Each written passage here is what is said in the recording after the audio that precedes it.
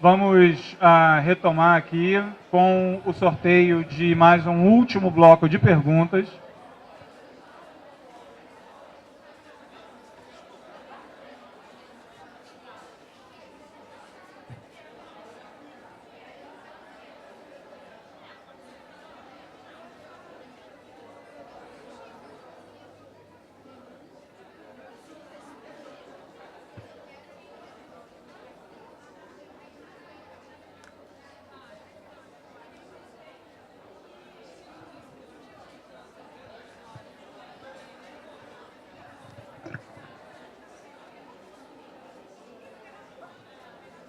A primeira pergunta é do segmento dos técnicos, que não tem nome, então vou ler.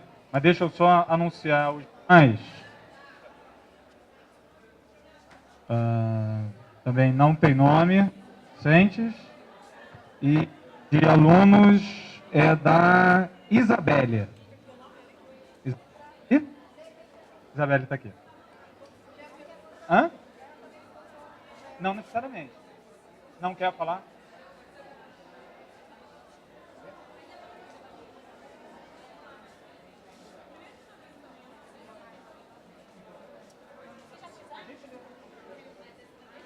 Então, nesse último momento, todas as perguntas serão lidas. Bom, então a primeira pergunta da categoria dos técnicos é a opinião das chapas sobre privatizar setores da universidade. Privatizar setores da universidade.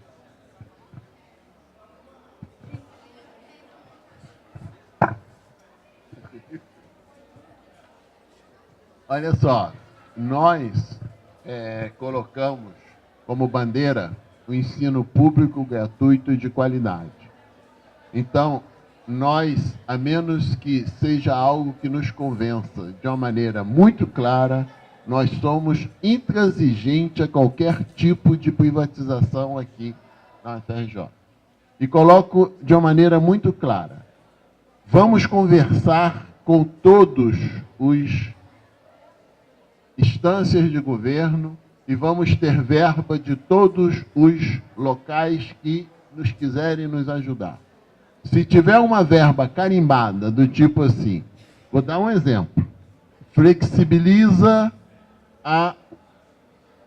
o pagamento estudantil. Aquele que tem um pouquinho mais paga em relação para privilegiar quem vem de uma família menos privilegiada.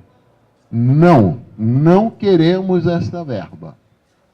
Porque esta verba a gente já conhece a história. O mocinho morre no fim com um tiro pelas costas.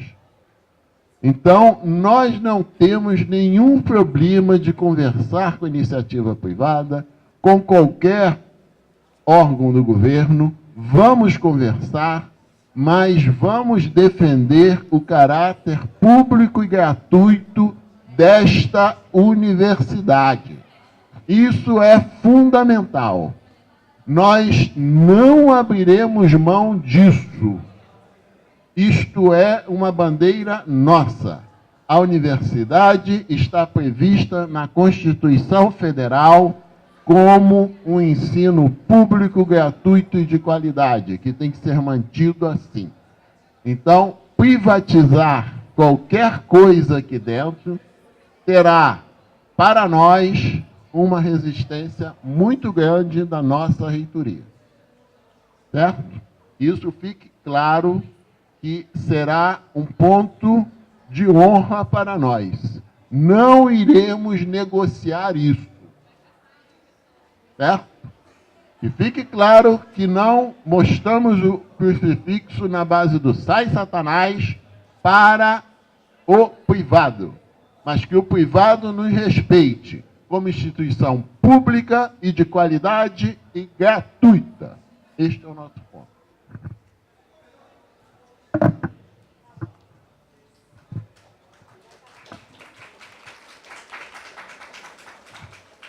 Bom, com relação a essa questão de privatizar a universidade ou setores da universidade, nós já afirmamos em outros debates que não pretendemos isso, Nós já colocamos dentro do plano de trabalho a defesa da universidade, nos moldes em que meu amigo Oscar acabou de falar aqui. Nesse ponto existe uma convergência clara de posições. Uma outra coisa, não estou dizendo que Oscar seja contra o Parque Tecnológico, muito pelo contrário, mas o que eu estou dizendo, outra coisa, são parcerias público-privadas que possam vir a ser construídas para a captação de recursos extra-orçamentários que venham a ser benéficos para essa universidade.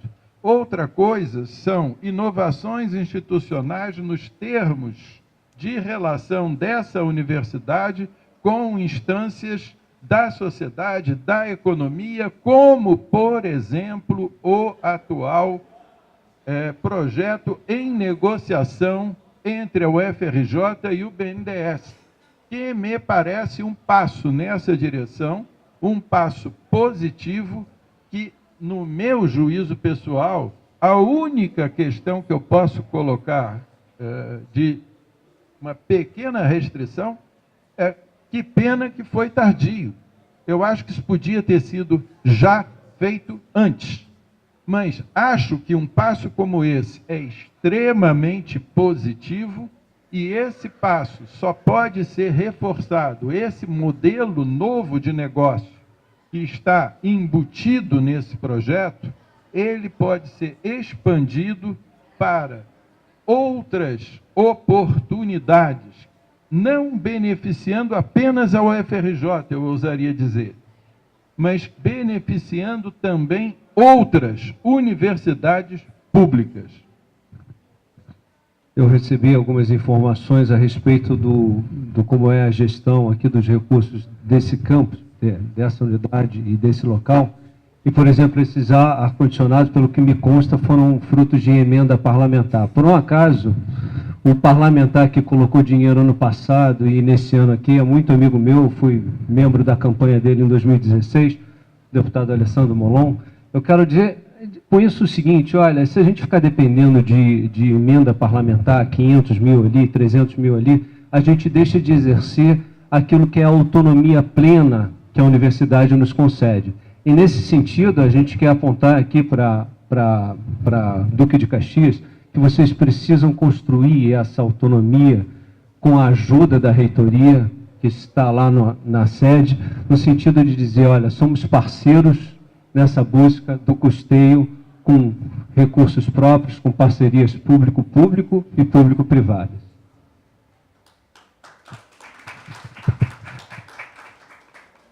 Então, nós da Chapa 10, eu e o Fred, a gente defende, e toda a nossa equipe defenderá de forma intransigente, o ensino público, gratuito, democrático, inclusivo e de qualidade. Essas serão as nossas bandeiras, porque sempre foram as nossas bandeiras até hoje. Essa é a nossa trajetória dentro dessa casa, nenhuma novidade aí. A autonomia universitária, ela está prevista na Constituição Federal, através do seu artigo 207, e a autonomia, ela nos é muito cara.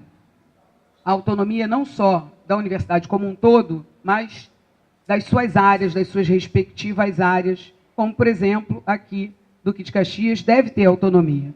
Mas a nossa autonomia financeira, ela depende de um financiamento que é definido pelo Ministério da Educação, através de uma planilha chamada Planilha Andifes, e há várias coisas muito importantes para compor esse orçamento público. Uma delas é o número de alunos que se formam.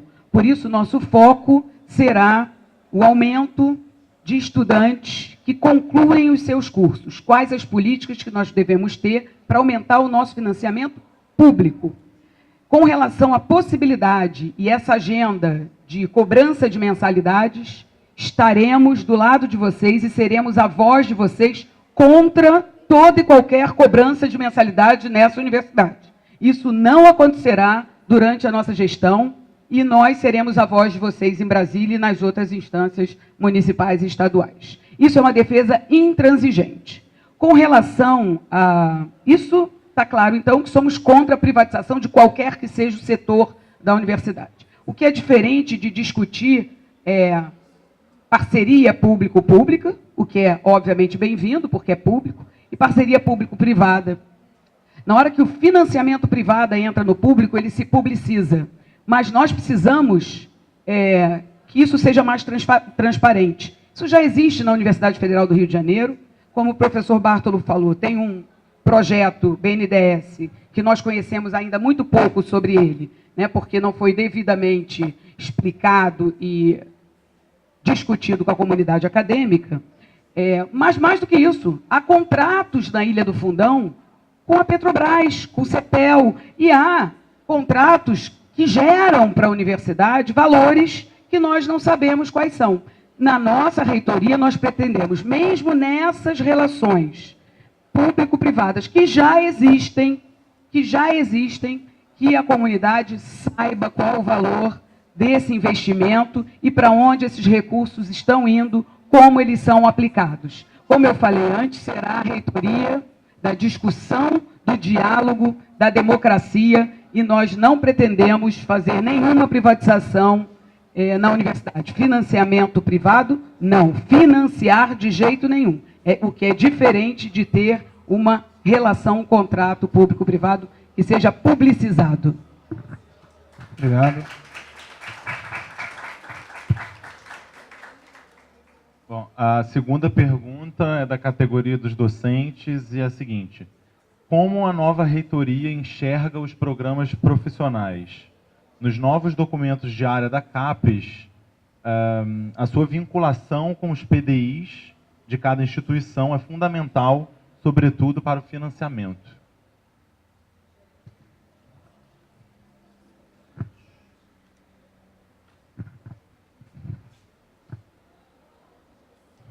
Bom, com relação a essa questão dos mestrados profissionais, dos cursos profissionais, da formação dentro desse formato, a gente pode dizer que ela tem sofrido uma expansão significativa dentro da UFRJ no passado recente. Os cursos com esse formato têm sido aqueles que têm apresentado uma taxa de crescimento na sua oferta extremamente significativa. Nós podemos dizer que, na nossa visão, eles são benéficos, que, na nossa visão, esse tipo de percurso formativo deve ser estimulado e deve ser ampliado, o que não quer dizer que perdemos de vista a nossa prioridade número 3. A nossa prioridade número 3 segue sendo a formação em nível de graduação. Os cursos de graduação serão, para a nossa chapa, a prioridade. O que não significa que, ao lado desse percurso formativo, outros percursos formativos também possam ser estimulados e que esses outros percursos formativos, a serem estimulados, devam contribuir para elevar o padrão de qualidade dos nossos cursos de graduação, inclusive por causa das suas contribuições para melhorias de infraestrutura. Ou seja, as melhorias de infraestrutura dentro da UFRJ não devem ser contidas dentro de ilhas de prosperidade.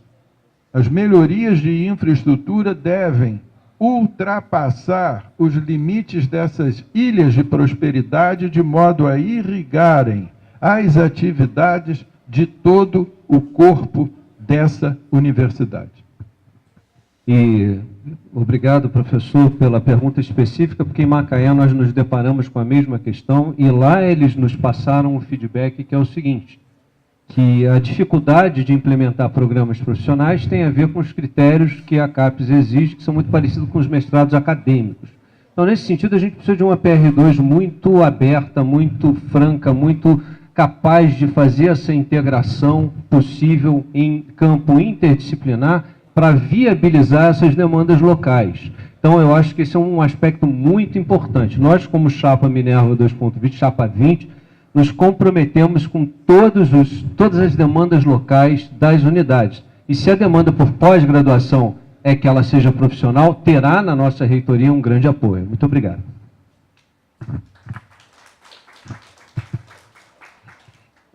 Com relação aos programas profissionais, eu, na verdade, era coordenadora de pós-graduação quando essa questão começou a ser discutida na UFRJ. Eu costumo dizer que foi um limão, e desse limão nós conseguimos fazer uma limonada, porque a origem desses programas era uma origem de cursos caça-níqueis. E eu sou completamente contra a cobrança de mensalidades ou qualquer tipo de cobrança nos mestrados profissionais. Mas não sou contra o mestrado profissional, então, o que é diferente. Então, um curso de mestrado profissional que seja muito bem elaborado, que tenha um foco específico, e ele é muito importante para o avanço da nossa sociedade. Inclusive em questões locais que às vezes não são atendidas pelo mestrado acadêmico. Quando eu era diretora do Instituto de Biofísica, tive a oportunidade, junto com o corpo docente do Instituto, criar 2 mestrados profissionais. Um deles para cumprir uma lacuna que era a formação de servidores administrativos no nível da pós-graduação estricto sensu. Então, vários dos nossos servidores atuavam em laboratórios de pesquisa, mas não tinham vontade de entrar nos programas de mestrado acadêmico, e nós criamos no Instituto mestrado profissional para a formação de servidores técnicos administrativos na área de ciências biológicas. E muito me orgulha que hoje vários dos nossos técnicos, que haviam parado de estudar há mais de 20 anos, já terminaram, inclusive, o curso de doutorado acadêmico. Portanto, a criação do mestrado profissional para cumprir essas lacunas é muito importante. O segundo mestrado profissional que nós criamos foi o mestrado profissional para a formação científica de professores de biologia, embrião do Prof. Bio Nacional, um dos embriões do Prof. Bio Nacional, que foi de braços dados aqui, com o campus Duque de Caxias, desde sempre contando com a importante participação do professor Kleber, por exemplo, na coordenação desses programas, porque foi de braços dados, e fico feliz que hoje o programa de mestrado profissional para a formação de professores de biologia pretenda evoluir e incluir outras áreas do conhecimento numa atitude inovadora do campus, que é a área de física, química e biologia, não só a formação de biologia. Então, parabenizo o campus, que vai levar à frente esse projeto de mestrado profissional inclusivo, democrático e não pago. Nunca foi pago. Portanto, somos favoráveis, e nos preocupa que na UFRJ tenha havido uma proliferação de programas que, após a primeira avaliação, permaneceram nível 3. Isso é preocupante, porque nas primeiras avaliações do mestrado profissional, o que é muito levado em consideração é o corpo docente daquele programa. Então, eu acho que a nossa pró-reitoria de pós-graduação e pesquisa, ela terá esse cuidado de entender e renovar o corpo docente dos diversos programas de mestrado profissional que nós temos hoje na UFRJ. Obrigada.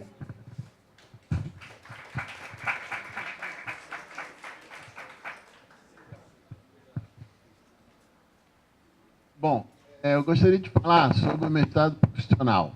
Eu acho que o mestrado profissional, ele, primeiro, tem que ser muito claro que o que existia antes do mestrado profissional era curso de especialização, mestrado e doutorado, que não tinha adjetivo.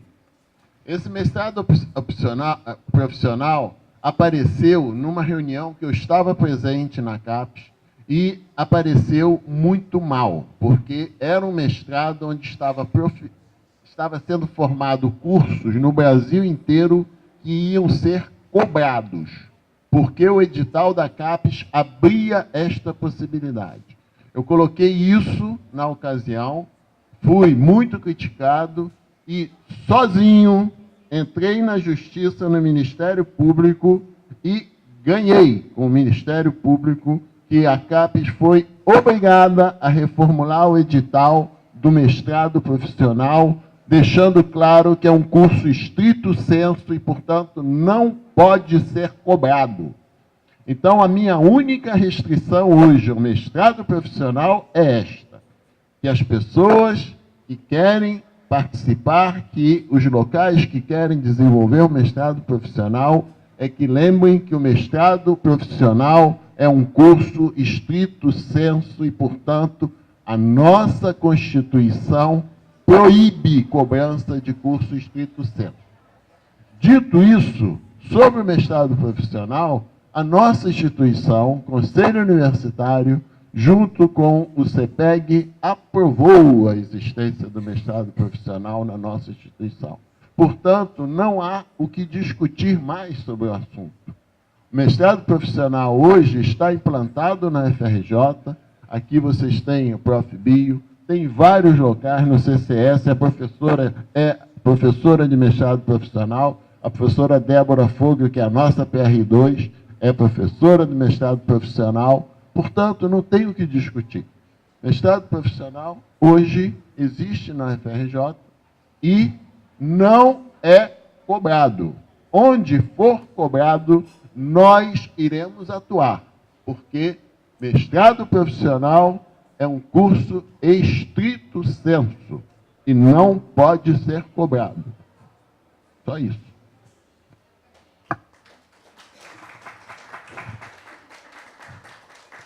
Um segundo. 15 segundos. Eu considero que o mestrado profissional está sendo muito bem sucedido na UFRJ, apesar de alguns deles ainda precisarem ser fortalecidos para que o seu corpo social e os professores envolvidos subam a sua produção, e alguns deles, a partir do mestrado profissional, conseguiram criar os doutorados. Então, isso mostra que é um projeto bem sucedido de um modo geral. Obrigado. Bom, a terceira e última pergunta desse bloco, que é dos alunos, da aluna Isabelle, que não quis vir falar. A expansão dos campi para Xerém e Macaé foi importante no processo de interiorização do ensino superior, mas podemos ainda melhorar. A transferência para Santa Cruz foi uma luta estudantil, mas não estão plenamente alocados. Queria saber mais sobre a relação de propostas para Xerém. Isabelle, relação de propostas agora para Caxias, né? Duque de Caxias é o campus. Então, em primeiro lugar, institucionalizar. Né? Não dá para a gente continuar. Eu saí do Conselho Universitário em dezembro de 2016 e a minha luta lá, desde 2012, foi pela institucionalização do campus, foi pela discussão no Conselho Universitário do regimento do campus, que infelizmente não aconteceu até hoje. Só falta de vontade política. Com relação à questão do campus e a sua estruturação, em primeiro lugar, a gente quer transferir os laboratórios de pesquisa para cá. Obviamente, dentro do regimento, estruturar, e a unidade gestora será concedida ao campus imediatamente. Então, essas ações são prioritárias, mas mais do que isso, nós queremos que aquela área onde tem a quadra de esportes, ela seja cedida da Prefeitura para a UFRJ, envidaremos todos os esforços para que isso seja feito, porque o campus Duque de Caxias merece uma quadra de esportes aqui, quem sabe a piscina funcionando, e o desporto aqui será incentivado através não só do programa PEL, mas também através do estímulo às atléticas que está no nosso programa, e a gente propõe de imediato a criação de uma superintendência vinculada à PR7, a Pró-Reitoria de Políticas Estudantis, uma superintendência específica para o desporto universitário. Os nossos atletas levam a nossa camisa nos diferentes competições e não tem nenhum apoio da instituição. Na reitoria da Chapa 10, isso não acontecerá. Então, nós vamos, aqui no campus Duque de Caxias, criar um núcleo psicopedagógico, trazer os laboratórios de pesquisa, incentivar a iniciação científica desde o seu início, os programas de pós-graduação, atividade de extensão com a comunidade ao redor, o que pode ser feito não só fora daqui da universidade, mas também através dos diferentes programas que serão incentivados aqui, para que a comunidade participe aqui dentro do campus Duque de Caxias. Para isso é importante que o município conceda aquela área da quadra, que será reformada sem problema nenhum, é só mais uma questão de vontade política. Então, é o crescimento do campus com qualidade, de forma democrática, inclusiva e participativa. Vocês vão participar de todas essas ações. Obrigada, Isabelle.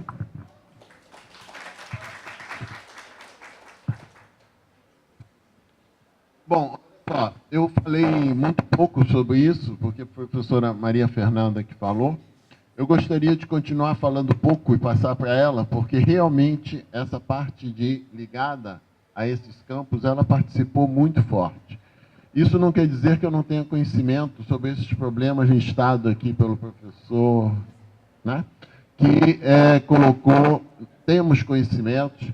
Essa transferência dos equipamentos para cá passa por um problema estrutural, né? A gente precisa realmente viabilizar isso. Se não for viabilizado até a nossa reitoria assumir, caso saiamos vencedores disso, nós iremos atuar nessa direção, né? Mas parece que está em curso de acontecer, né? E vários outros problemas que foram colocados. Aqueles que forem de ação imediata serão tomados, aqueles mais complexos, como o senhor colocou, e eu vou colocar na minha fala final, a gente pode tentar equacionar. Pelo que eu tive conhecimento, essa questão da transferência dos módulos do campus Tamoios para cá, ele tem a ver com a questão do estaqueamento. Houve uma mudança quando se analisou o solo, de que precisaria mudar o estaqueamento, e além de mudar o estaqueamento, os módulos têm que ser instalados em cima das plataformas. O MEC, porque eu estive numa reunião quando o MEC veio discutir essas questões, não só de Xerém, mas também do CCS, da Escola de Música e do Museu, se comprometeu a investir os recursos necessários para essa obra. E eu espero que isso aconteça o mais rápido possível. Se não acontecer, nós temos compromisso com isso para trazer os laboratórios de lá para cá. Assim como também usar o recurso da emenda parlamentar, que já está disponível, para fazer a reforma que é necessária nos laboratórios de práticas. Então, essa questão é uma questão que é prioritária. Vocês precisam disso para continuar trabalhando na pesquisa e no ensino. E também na extensão, se tiverem projetos de extensão que ali precisam ser ofertados. Então, isso é um compromisso que nós teremos. E mais, mesmo antes de estar, mesmo independente de ganharmos ou não, eu vou fazer as cobranças que se tornam necessárias agora. E a ligação dos ar-condicionados que já estão comprados e que falta fazer a tubulação e ligar os ares. Então, essas questões são fundamentais no momento, imediatas. Espero que não tenha que esperar a nova reitoria assumir para que se resolva. Faremos gestões para isso. Obrigado.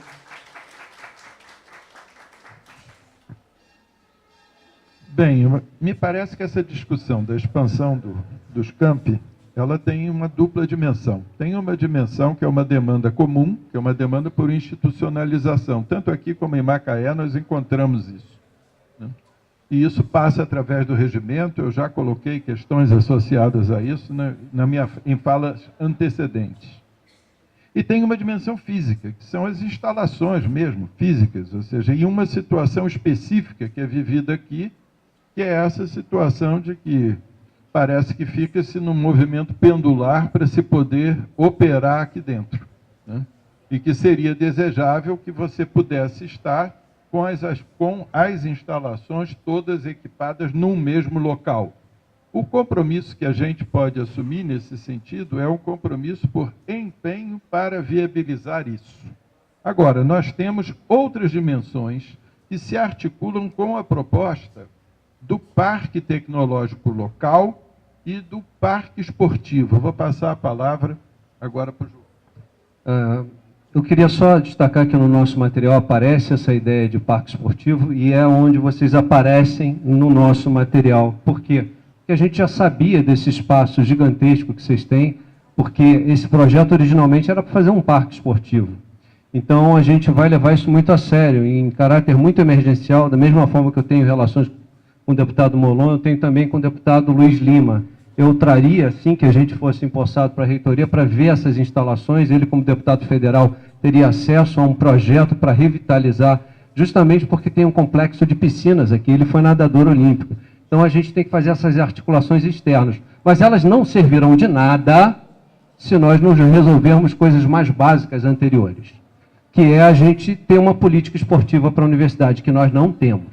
E isso é uma vergonha. Em 99 anos na UFRJ, a gente não tem uma política esportiva.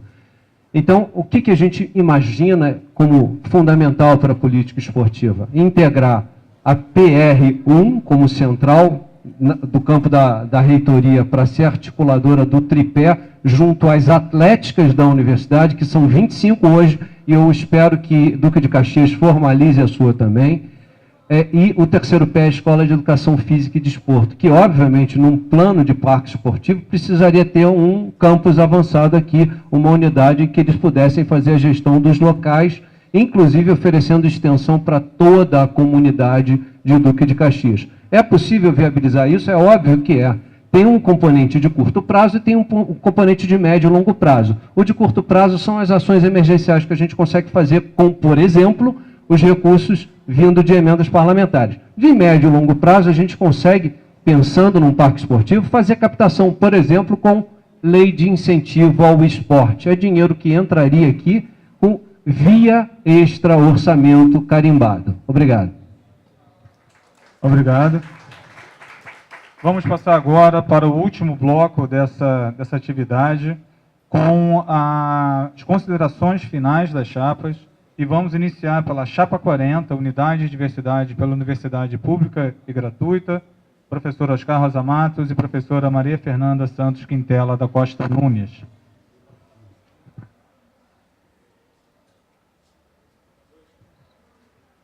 Eu gostaria de colocar alguns pontos, né, que é uma visão um pouco mais política da situação da FRJ e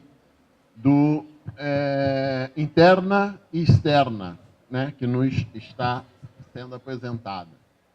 Eu, primeiro, gostaria de colocar que nós temos um problema grave externo, né, que ele se resume a duas letras, não se resume, mas está principalmente locado com duas letras e dois números, que é a Emenda Constitucional 95.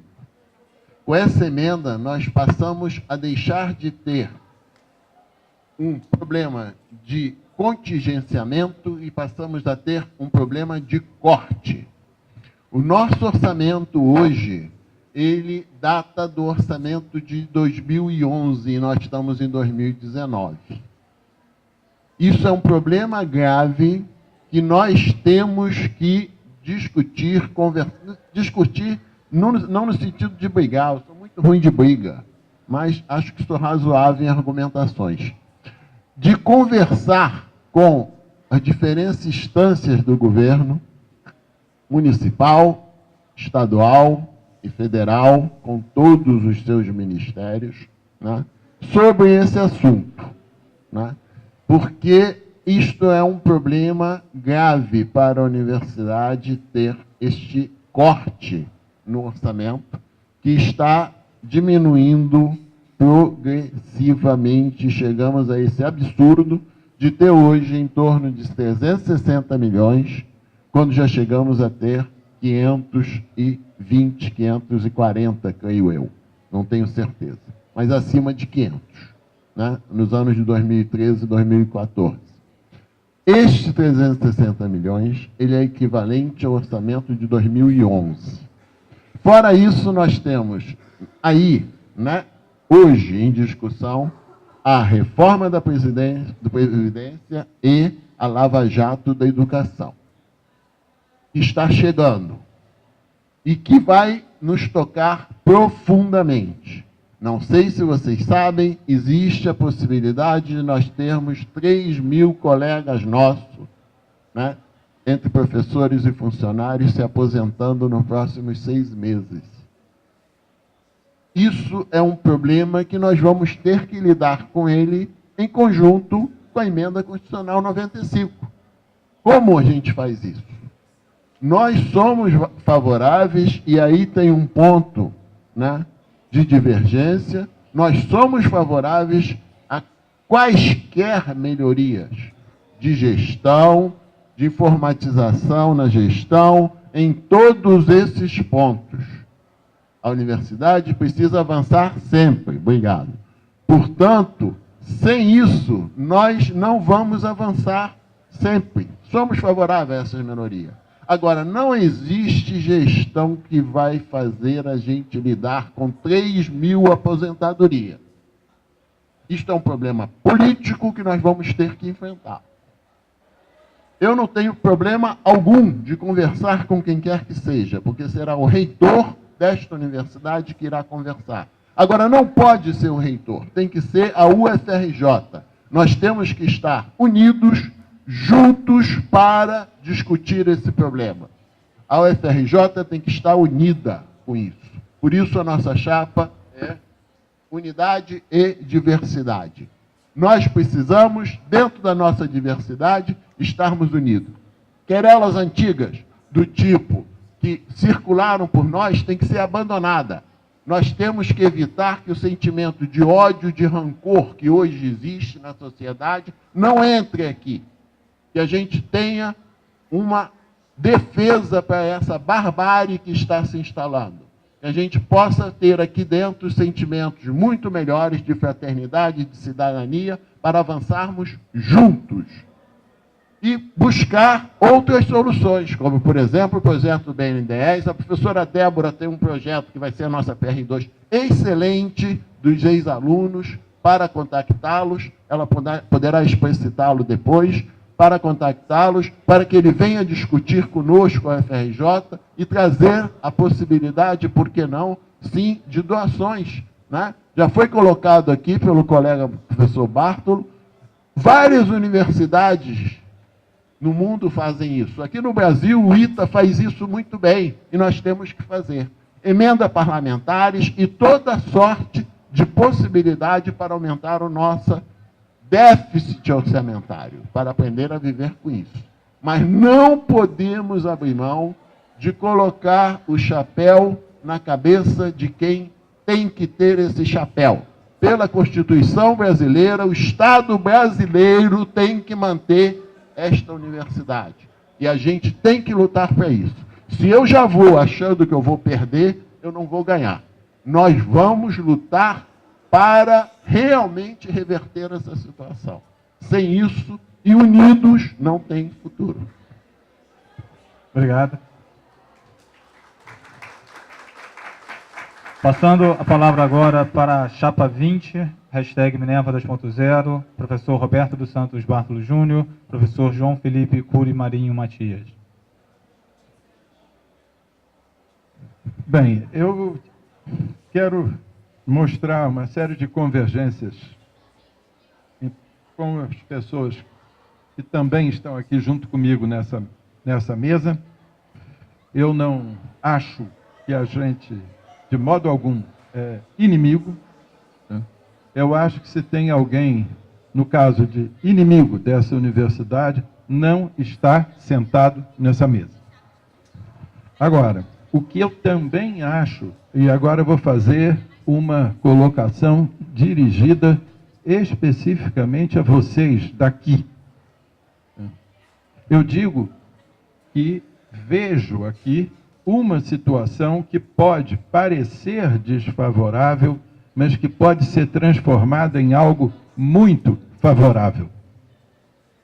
Eu vou dar um exemplo que parece não ter nada a ver com isso. Uma situação que a gente pode encontrar na China e que diz respeito à moeda. Ou seja, a China conseguiu, em muito pouco tempo, sair quase do uso do papel moeda para você comprar coisas, pulando por cima do cartão de crédito, e você consegue comprar quase tudo na China usando isso que está aqui na minha mão.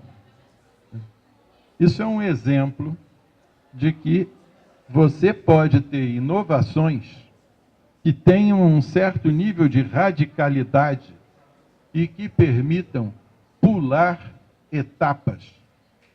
É nesse sentido que eu estou fazendo essa colocação. Ou seja, se aqui ainda não tem regimento, se aqui ainda não encontra um padrão de institucionalidade que seja aquele que se deseja, mas mais importante do que seja aquele que se deseja, que seja aquele que vocês desejam e que seja aquele que vocês desejam e necessitam. Se essa é a situação, por que não ousar? Por que não dar livre trânsito à capacidade de imaginar? Na minha última fala, eu tomei a liberdade de fazer uma citação de um autor palestino, de nome Edward Said, que já é morto. Edward Said diz: as piores algemas são as algemas forjadas pela mente. Aquilo que mais nos prende é quando nós nos proibimos de imaginar coisas novas. O que eu venho a propor aqui é algo numa linha de um pragmatismo, mas não de um pragmatismo qualquer, de um pragmatismo visionário, de um pragmatismo que tem um fio terra. Esse pragmatismo, ele possibilita que a gente salte por sobre etapas, que a gente vislumbre aquilo que já foi dito que estava na origem da proposta daqui, que era algo realmente inovador, que era algo que ousasse um padrão de interdisciplinaridade, um padrão de encontros de saberes, um padrão de práticas de relação com a sociedade, com o mundo, que não são aquelas usuais. E eu afirmo aqui junto com vocês, não vai ser se transformando numa entidade consular, uma representação consular da sede, que isso será logrado aqui. Será preciso ousar uma identidade própria, será preciso inventar formas institucionais novas, será preciso ousar um parque tecnológico enraizado aqui, será preciso ousar um parque esportivo com uma configuração radicalmente nova de tudo aquilo que até hoje essa universidade já viu. Esse cenário futuro é um cenário futuro aonde a possibilidade desse sítio ser uma vanguarda inovadora dentro do cenário econômico, dentro do cenário acadêmico brasileiro, isso não é uma mera especulação. Isso pode se transformar num fato gerador de futuro. Obrigado. Passando a palavra agora para a chapa 10, hashtag UFRJ vai ser diferente. A professora Denise Pires de Carvalho, professor Carlos Frederico Leão Rocha. Obrigada, Bruno. Inicialmente, eu queria agradecer à comissão coordenadora do processo por todo o empenho e aos intérpretes de Libra que aqui estão. Muito obrigada, é muito importante a presença de vocês para nós. Sem dúvida nenhuma, nós três estamos aqui concorrendo para um cargo que é um cargo que tem um enorme desafio nos próximos 4 anos. Na verdade, é mais de um desafio, né? Os ataques, eles vieram através da Emenda Constitucional 95, que reduziu investimento em educação, ciência e tecnologia para os próximos 20 anos. Isso é muito grave. E a gente precisa reverter isso. Para isso, vocês precisam de um reitor ou uma reitora, eu espero, forte e capaz dessa interlocução com Brasília. Mas, além desses cortes muito ruins, há também um movimento de criminalização dos gestores públicos no nosso país. Isso é muito grave e, para isso, para enfrentar essas duas questões, nós precisamos, sim, professor Oscar e professor Bartolo, estarmos muito unidos internamente. Então, as nossas diferenças, elas existem, a comunidade está percebendo mais ainda quais são essas diferenças, porque nós estamos podendo nos posicionar, nos colocarmos, mas também porque os programas são bem diferentes, porque a composição das chapas é bem diferente, e nós, da UFRJ, vai ser diferente, significamos a chapa de oposição e não a chapa do continuismo. E por que não o continuismo? Porque nós achamos que a gestão da universidade precisa mudar. Ela precisa estar voltada mais para a comunidade universitária em todos os seus aspectos. Por exemplo, com relação ao orçamento, temos hoje um déficit previsto de 200 milhões. Então, seja quem for eleito dessa mesa, terá que enfrentar esse orçamento deficitário. E nós não pretendemos, nós da Chapa 10, deixar um orçamento deficitário para o próximo gestor daqui a 4 anos. Isso precisa ser mudado. A UFRJ precisa implantar uma comissão permanente de orçamento que discuta com as diferentes unidades, os diferentes centros, os diferentes campi, onde nós teremos que mudar para que o déficit caia, mas que as nossas atuações, unidos, continuem. E essas atuações, elas terão, nesse primeiro ano, que priorizar as ações que dependem somente de vontade política e não de mudanças orçamentárias importantes, porque não há como continuar com a universidade aberta se a gente continuar com uma gestão ruim. Com relação à gestão também acadêmica, há muita coisa a ser feita nas pró-reitorias de graduação, pós-graduação e extensão, pró-reitores que conversem entre si. Isso é muito importante para que a universidade seja unida. Então, nós queremos não só enfrentar os desafios aqui, que estão aqui postos, mas queremos também manter a universidade pública gratuita, democrática e inclusiva. E, para isso, nós vamos priorizar questões que precisarão ser discutidas com todos vocês. Então, nós fazemos aqui um chamamento para o fortalecimento dos conselhos superiores, e esses conselhos superiores serão pautados de forma a discutir aquilo que é mais importante para a comunidade acadêmica. Nós não pretendemos nos encastelarmos lá na administração central e aparecermos aqui só no momento eleitoral. Então, eu gostaria de dizer por que, então, nós estamos enfrentando esse desafio. Porque nós entendemos, nós da Chapa 10, que esse poder transformador da universidade, ele deve ser ampliado. O que é o poder transformador? O acesso ao ensino superior, ele transforma vidas. E eu mesma sou um exemplo disso, porque estou aqui na mesa com 2 professores que poderiam ter sido meus professores se eu tivesse ingressado na área tecnológica nessa universidade, mas eu ingressei na área da saúde.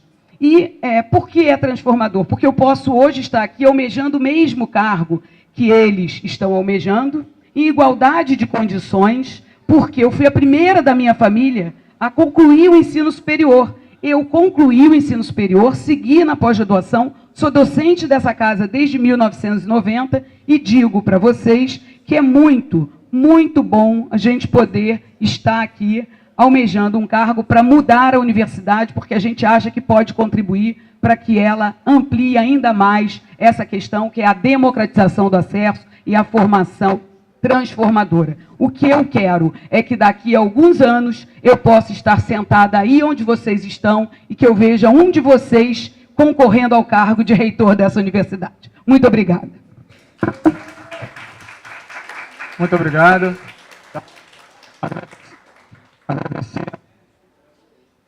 Agradecer mais uma vez. Sobre esse problema que foi levantado da administração, né, de você não ter autonomia, o professor Levi, né, com outros colegas nossos, condenado, né, o professor Levi especificamente há 4 anos, tem um ato no Clube de Engenharia e vai ter outro ato na BI. Então, seria importantíssimo, em desagravo, seria importantíssimo que nós todos, aqui vamos estar incorporados, mas que as pessoas se incorporassem a esse ato. É a defesa da autonomia universitária, né? Dependente de divergência com a administração A, B ou C, é por desta universidade, colegas nossos, né, que estão sendo criminalizados de uma maneira absurda e com violência à autonomia universitária. Então, em nome da mesa, não é em meu nome, né? Em nome de todos aqui, nós gostaríamos, e se as pessoas puderem comparecer, seria muito bom. Tá? Então, é uma lembrança. Obrigado, professor. Sei muito bem. Eu, após agradecer a Cordicom, agradecer aos intérpretes e de livro, muito obrigado a vocês, aos membros da CCP que vieram aqui hoje,